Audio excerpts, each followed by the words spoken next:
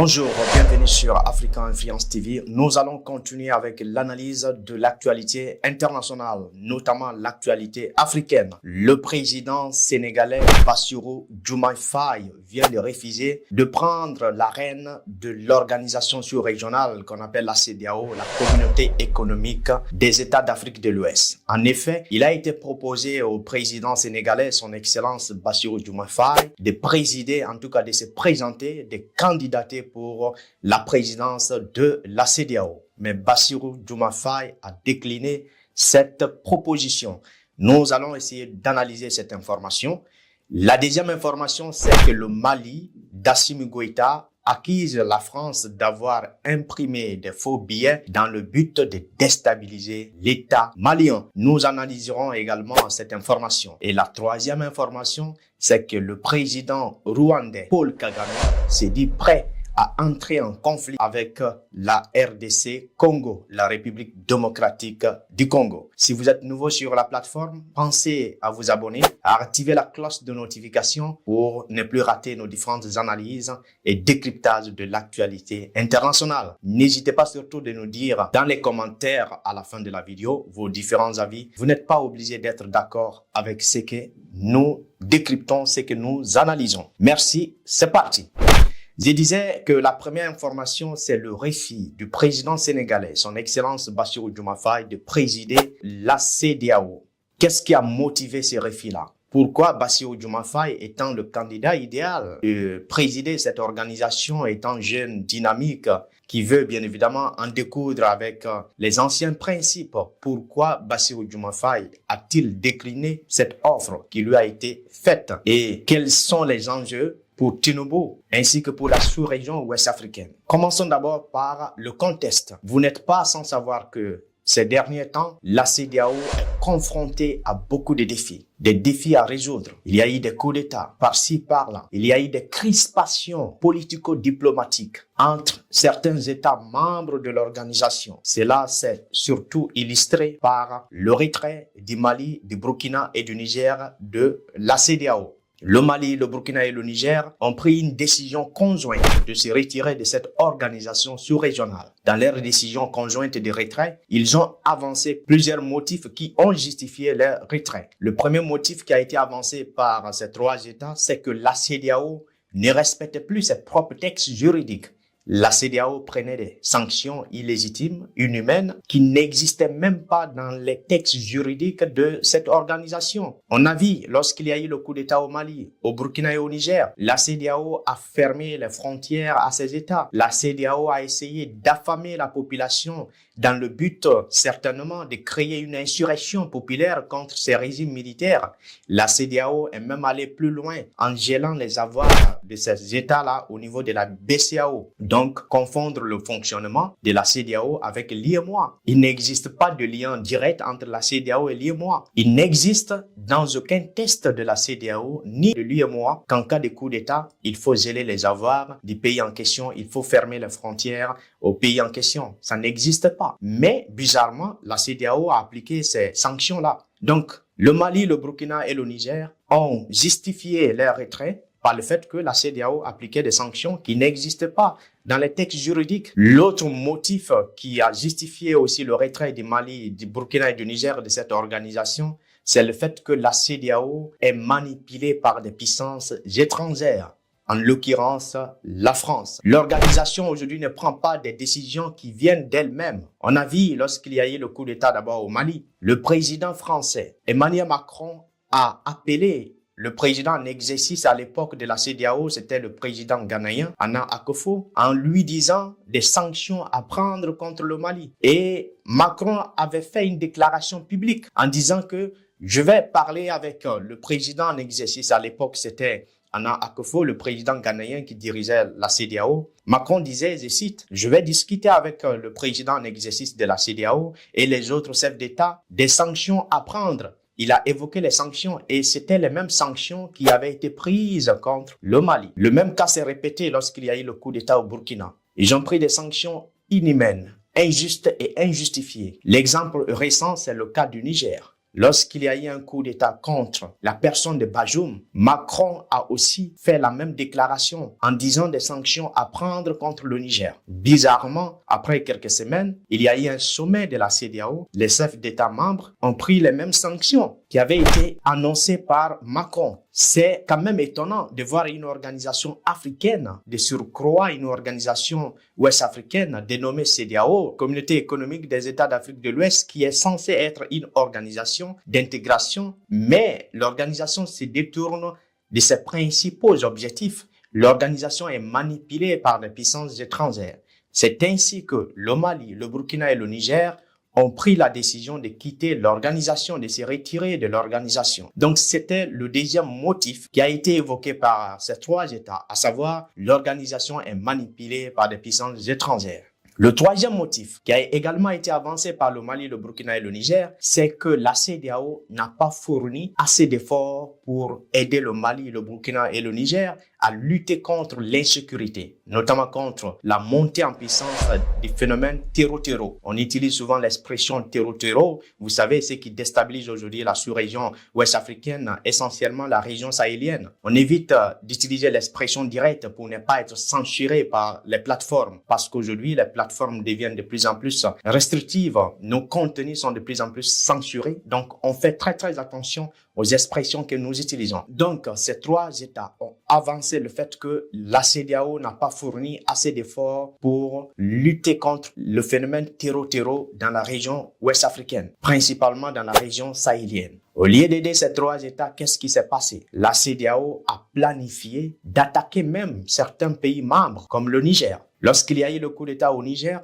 la CEDEAO a prévu d'envoyer, en tout cas un contingent, d'envoyer des militaires pour ramener Bazoum au pouvoir. Et c'est sans mesurer les conséquences, car une intervention militaire de la CEDEAO ou d'un autre pays au Niger, au Burkina ou au Mali va engendrer bien évidemment le phénomène libyen créé une deuxième Libye en Afrique de l'Ouest. On a vu l'intervention de la France, de l'Angleterre et des États-Unis en Libye. Ça a engendré, en tout cas, ce phénomène terreau-terreau que nous sommes en train de subir en Afrique de l'Ouest. Donc, c'était dans l'optique de la CEDEAO d'attaquer le Niger dans le but d'instaurer la démocratie, le retour à l'ordre constitutionnel. Entre le retour à l'ordre constitutionnel, le retour de Bazoum à la tête de l'État nigérian et l'insécurité au Niger et même l'insécurité pour toute la sous-région, qu'est-ce qui compte? Vous connaissez déjà la réponse. Donc, ces États ont justifié leur retrait de cette organisation sous-régionale qu'on appelle la CEDEAO en avançant le fait que la CEDEAO, premièrement, ne respecte pas ses propres textes juridiques. Deuxièmement, la CEDEAO est influencée par des puissances étrangères.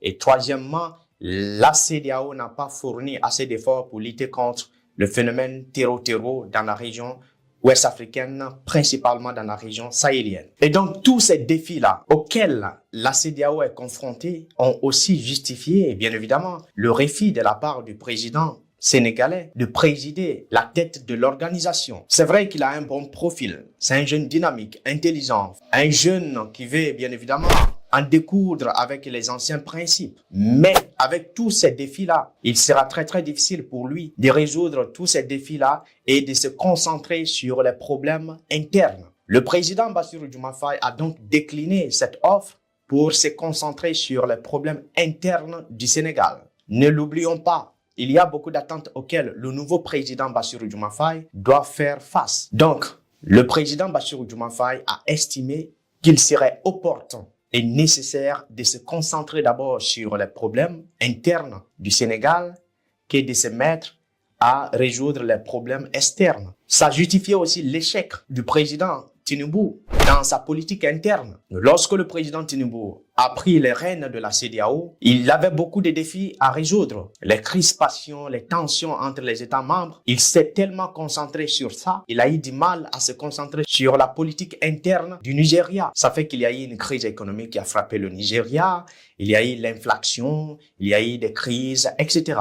Donc, Tinubu a raté son premier mandat au niveau interne, au niveau du Nigeria. Le pire encore, c'est qu'au niveau sous-régional, eh bien, il n'a pas pu résoudre les problèmes. Et donc, il y a ce dilemme, les problèmes internes et les problèmes externes. Il y a donc une grande difficulté. Comment résoudre les deux problèmes? Et donc, le président sénégalais, Bassirou Diomaye Faye, a refusé de prendre les rênes de l'organisation. Il faut rappeler que les conseillers du président sénégalais, Bassirou Diomaye Faye, ont joué un grand rôle dans sa décision finale. En tout cas, ont eu un impact considérable sur la décision de Bassirou Diomaye Faye de refuser de diriger l'organisation. On lui a dit, bon, vaut mieux se concentrer sur les problèmes du Sénégal d'abord, vaut mieux résoudre les problèmes sénégalais que d'aller se concentrer sur les problèmes externes. Parce qu'au final, c'est le peuple sénégalais qui va te demander des comptes à rendre. Et quand ça ne va pas sur le plan interne, vous ne pouvez pas résoudre les problèmes externes. Donc ça, c'était la première analyse sur le cas du Sénégal, notamment le refus du président sénégalais Bassirou Diomaye Faye de présider cette organisation sous-régionale. Revenons à la deuxième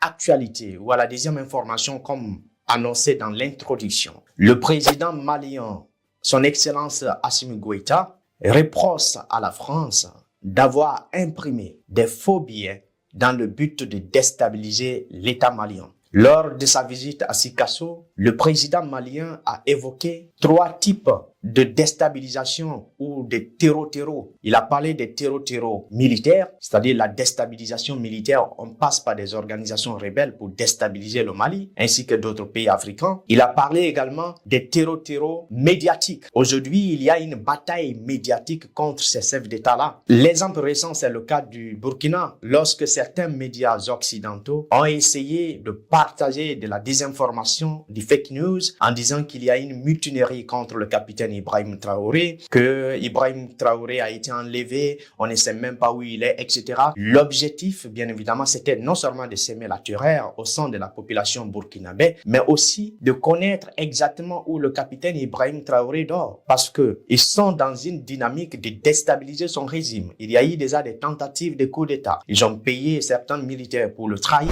mais malheureusement pour eux, malheureusement pour la France, bien sûr, malheureusement pour ces puissances étrangères qui sont en train d'appliquer cette politique de déstabilisation. Maintenant, ils passent par les médias pour partager la désinformation, pour semer le doute au sein de la population. Mais ils sont mal tombés. Ils sont tombés sur les Burkinabés qui sont très résilients, qui sont confiants, qui ne se laissent pas faire. Et le capitaine Ibrahim Traoré est sorti un peu plus tard pour démentir l'information.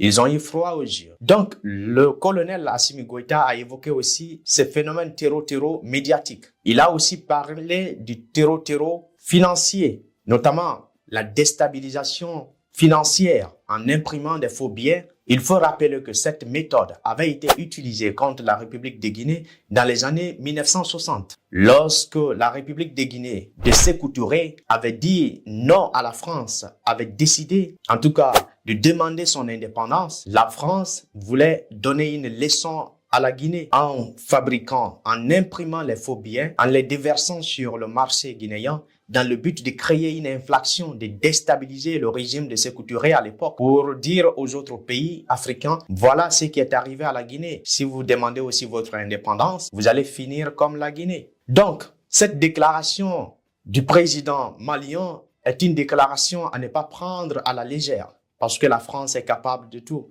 Elle est capable de déstabiliser, bien évidemment, un certain nombre de pays africains et elle l'a toujours fait dans le passé. La même technique a été aussi utilisée au Sénégal tout récemment avec l'arrivée du nouveau gouvernement. À la tête, le président Bassirou Diomaye Faye, on a saisi, juste après une semaine de son investiture, on a saisi des faux billets. L'objectif, c'était aussi de déstabiliser son régime.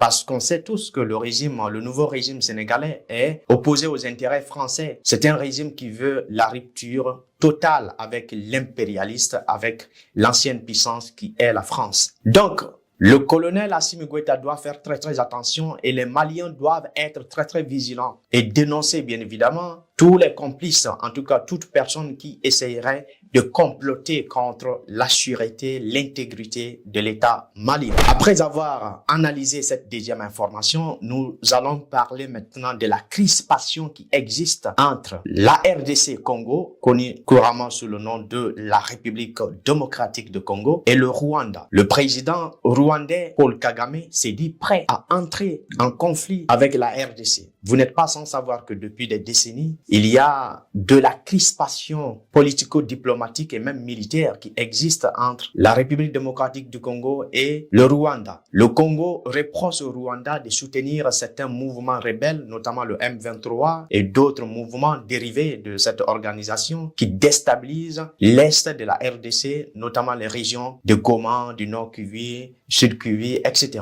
L'État congolais reproche donc au Rwanda de soutenir ces mouvements rebelles qui terrorisent et qui déstabilisent la population. Le Congo a plusieurs fois accusé le Rwanda d'armer ces mouvements rebelles, chose que le Rwanda a nié. Paul Kagame a toujours nié son soutien à ces mouvements rebelles, même s'il y a eu des rapports d'organisations internationales qui déterminent que le Rwanda, en tout cas, soutient ces mouvements rebelles, arme ces mouvements rebelles. Le président congolais, Félix Tshisekedi, avait dit comme promesse de campagne, une fois réélu à la tête de l'État congolais, il allait déclarer la guerre au Rwanda. Le Rwanda va-t-il rentrer en conflit avec la RDC?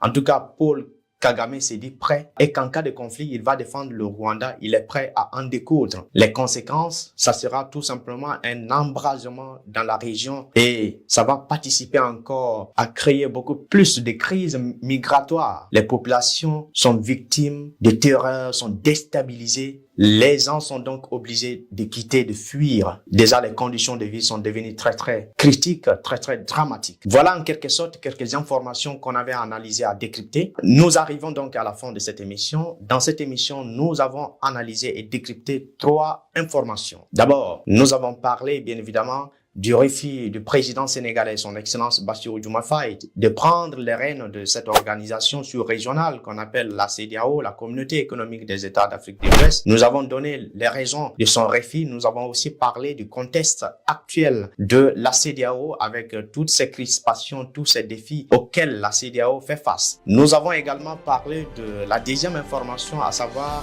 les déclarations du président malien qui accuse la France d'avoir imprimé les faux billets dans le but de déstabiliser le régime malien, de déstabiliser l'État malien. Et nous avons terminé notre analyse par les crispations politico-militaires qui existent entre le Rwanda et la République démocratique du Congo. En tout cas, il y a un risque d'affrontement, de confrontation entre la RDC et le Rwanda. Dites-moi vos avis dans les commentaires. Si vous êtes nouveau sur la page, abonnez-vous. N'hésitez pas à commenter, à nous dire vos avis dans les commentaires. Merci. Ciao.